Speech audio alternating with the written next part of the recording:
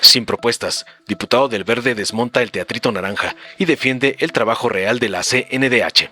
El diputado Felipe Miguel Delgado, del Partido Verde, respondió a las críticas genéricas de la narcodiputada Laura Hernández, de Movimiento Simulado, reconociendo la compleja labor de la CNDH bajo la presidencia de Rosario Piedra. Delgado destacó que, frente a un entorno global desafiante, la Comisión ha impulsado una transformación institucional tangible, firmando acuerdos internacionales, actualizando estándares y colocando a las víctimas en el centro de su acción, lejos de la retórica vacía. Pero frente a la falsa narrativa de crisis de MC, el legislador subrayó que la CNDH actúa con una defensa menos retórica y más cercana a la realidad, consolidándose como un pilar democrático en el marco del proyecto de transformación. Delgado hizo un llamado a fortalecer las instituciones con propuestas concretas, no con discursos de negación que solo buscan descalificar el avance histórico en derechos humanos que vive México. Veamos enseguida cómo el hermano del secretario de Educación acaba con otra narcopanista naranja del montón por atacar a la CNDH, cómo le mandan sus narcopadrotes, el junior tóxico Claudio X y el evasor Salinas Pliego. Con la venia de la Presidenta. Hoy nos convoca un asunto fundamental para los derechos humanos en México. La presentación de este informe no se reduce solamente a una cuestión formal y de cumplimiento legal, sino al impacto positivo o negativo que puede tener en la dignidad de todas las personas y sus derechos. Es por eso que esta intervención voy a referirme en dos temas centrales. El primero, la preocupante crisis de derechos humanos por la que atraviesa nuestro país, y en segundo, el seguimiento y análisis de las recomendaciones de la CNDH. 2025 fue un año particularmente alarmante para la defensa y respeto de los derechos humanos. La CNDH, el 11 de enero de 2025, se pronunció a favor de la prisión preventiva, oficiosa, y a la reforma constitucional que hace que ésta se extienda a otros delitos, pese a que la ONU y la OEA recomendaron que esta medida se omitiera o se eliminara porque violenta directamente la presunción de inocencia. Por otro lado, la crisis de desaparición forzada de personas llegó a tal punto que en abril el Comité de Organizaciones de Naciones Unidas contra la Desaparición Forzosa, en el marco de su 28 periodo de sesiones, decidió activar para México el procedimiento del artículo 34 de la Convención Rectora, porque a su juicio existen indicios fundados de que la desaparición forzosa en México es una práctica generalizada y sistemática, situación que puede derivar en que este asunto sea sometido a la atención y deliberación de la Asamblea General de Naciones Unidas por conducto de su secretario general. Cabe preguntarse, ¿en qué medida la gestión de usted, con el debido respeto, ha sido corresponsable por la omisión o la insuficiente actuación para que se haya materializado dicha presunción en este comité? Lo preocupante de esta situación no es la activación del mecanismo. Lo preocupante y vergonzoso fue la postura del gobierno mexicano, la cual rechazó categóricamente estas declaraciones del comité y además aseveró que estas son relacionadas directamente con el crimen organizado, como si la quiescencia o negligencia de las autoridades no implicara también una forma de responsabilidad en ello.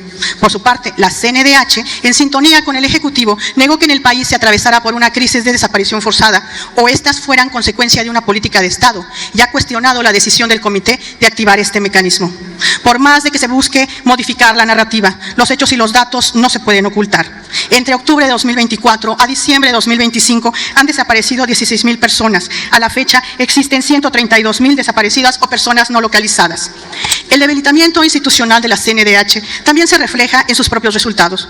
Aunque se difunde la narrativa que es la defensora del pueblo y que la gestión actual es la que más recomendaciones ha emitido en 35 años, esto no significa que estas recomendaciones realmente tengan un impacto certero y muchas veces se traducen en una mayor revictimización institucional de las personas quienes después de una larga encrucijada y desgaste enfrentan la inoperancia de esta administración. Y no lo digo yo, lo dicen las organizaciones y defensores de derechos humanos. Es inaceptable que se priorice la cantidad de recomendaciones sobre su calidad, y lo es porque la resolución de la CNDH puede perjudicar a las víctimas, por ejemplo, provocando que no se accedan a mecanismos de reparación como lo que establece la Comisión Ejecutiva de Atención a Víctimas. No sirve de nada un aumento en los números de las recomendaciones si estas no permiten el acceso a la justicia, pero sobre todo que se garantice los hechos de no repetición, que las recomendaciones deban cuestionar a las autoridades que hayan violentado derechos humanos fundamentales, someterlas al escrutinio público, reconocer a las víctimas y buscar que se acceda a la justicia y a la reparación. Y retomo lo que dice el Centro Miguel Agustín Pro en un estudio que sacó recientemente, que en más de 506 quejas relacionadas a posibles violaciones de derechos humanos en el marco del ejercicio de acciones de cuerpos de seguridad federal, la CNDH declinó agotar de manera exhaustiva exhaustiva su facultad de investigación y cerrar los expedientes con una insuficiente documentación de lo sucedido. Por ello, es importante que desde esta tribuna alcemos la voz, porque su postura de negar la crisis de personas desaparecidas y de las violaciones a los derechos en general, invisibilizar a las víctimas directas, a sus familiares, a las organizaciones civiles, defensoras de derechos humanos, colectivos de búsqueda, vuelvo a preguntar: ¿qué ha hecho la CNDH para que se materialice la operatividad, por ejemplo, del Banco Nacional de Datos Forenses? Y otra pregunta: mi compañero Pablo Vázquez Agüed solicitó en esta tribuna el año pasado que en la comisión se hiciera una investigación exhaustiva para una macro recomendación por el reclutamiento de niños y niñas y adolescentes por la delincuencia organizada. Quisiéramos saber en qué va esta investigación. Es por ello que la bancada naranja refrendamos la firme convicción de garantizar los derechos y la dignidad de todas las personas. Conminamos a la CNDH para que asuma su mandato y no se niegue a ver la realidad, que voltee a ver a las víctimas directas e indirectas, que tenga apertura al diálogo, que retome las recomendaciones de organismos internacionales y que fundamentalmente coadyuve con ellas y con los defensores y defensoras que tienen una trayectoria probada en el ejercicio pleno de su verdadera autonomía. Es cuanto. Con la venia de la presidenta, saludo cordialmente a la presidenta de la Comisión Nacional de los Derechos Humanos, Rosario Piedra Ibarra. Bienvenida, presidenta, a esta, la Casa del Pueblo. Saludo también diputadas, diputados, senadoras, senadores, integrantes de esta Comisión Permanente, Pueblo de México. La defensa de los derechos humanos constituye una de las responsabilidades más complejas y sensibles del Estado mexicano. No se trata únicamente de un mandato jurídico, sino de una tarea que exige convicción, constancia y sobre todo un compromiso permanente con las víctimas. Es en este contexto donde adquiere particular importancia el trabajo realizado por la presidenta Rosario Piedra Ibarra, quien desde noviembre de 2019 encabeza la Comisión Nacional de los Derechos Humanos.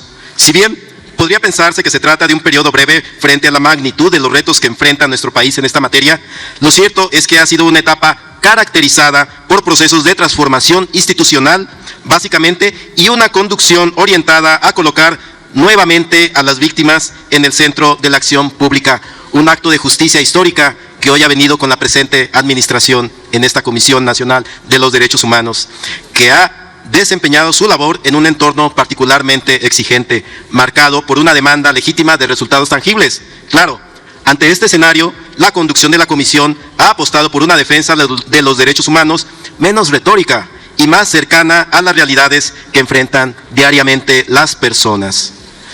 La etapa que ha atravesado la Comisión no puede analizarse de manera aislada.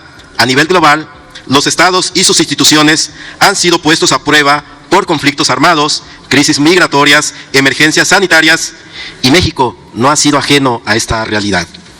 Estas condiciones han alimentado una percepción social comprensible, la idea de que los derechos humanos no se viven plenamente. Lejos de negar su valor, esta percepción expresa una exigencia legítima de resultados y de instituciones más eficaces. Es precisamente en este escenario donde la labor de los organismos de derechos humanos adquiere una relevancia aún mayor. A pesar de las dificultades, durante estos años se han logrado avances que merecen puntualmente ser reconocidos.